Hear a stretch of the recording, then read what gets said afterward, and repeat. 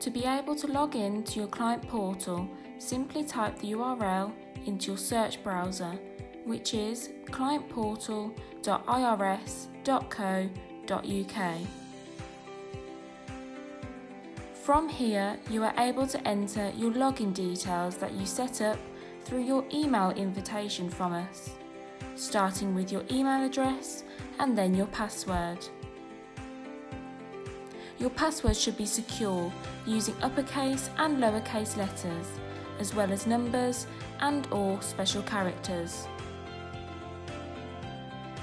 Then you can simply click Log In to enter your dashboard. Should at any time you forget your password, then a password reset can be performed by clicking on Forgot Password. By doing this, you will be able to enter your email address and click Send Email. You will then receive an email from us where you can perform a password reset, but do make sure to check your junk inbox if you do not receive this.